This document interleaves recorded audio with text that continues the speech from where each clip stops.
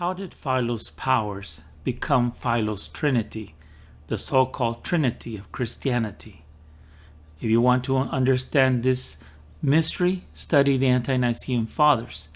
Not just read about them, but study the actual writings and compare them to the writings of Philo of Alexandria. Philo of Alexandria was a Greek Jewish philosopher of the first century, and you will see that there is a tremendous connection here. Philo had a mystical experience in which he wrote, "It told me that in the one living and true God, there were two supreme and primary powers." Athenagoras wrote about these powers when he said, but in as much as he came forth to be the idea and energizing power of all material things. Theophilus of Antioch wrote, "But his word, through whom he made all things, being his power and his wisdom." In the same manner, Clement of Rome wrote the following, "For by his infinitely great power he established the heavens, and by his incomprehensible wisdom he adorned them." This was Clement of Rome. Speaking of that power also, we find Ignatius saying, "For he is not the voice of an articulate utterance, but a substance begotten by divine power, who has in all things pleased him that sent him." The same thing is recorded with Justin, which writes, "And the first power after God the Father and Lord of all is the Word."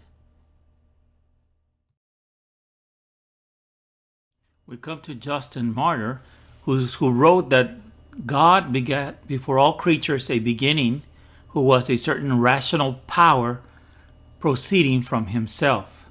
He also wrote the word of wisdom, who is himself the God begotten of the Father of all things, and word and wisdom and power and the glory of the begetter. We come to Irenaeus and Theophilus. Irenaeus wrote, "I have also largely demonstrated that the Word, namely the Son, was always with the Father, and that wisdom also, which is the Spirit, was present with him, anterior to all creation."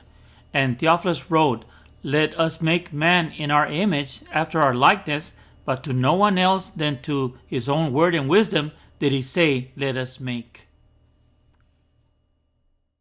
Apart from the powers, we have the 3 days that connects Philo and Theophilus together. Philo wrote that there was God allotted 3 days to eternity before the appearance of the Son.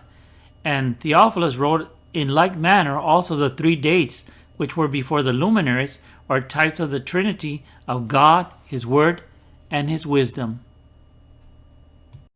Again, you will not find this information in books that are written about the Ante-Nicene Fathers. You have to read the actual writings themselves.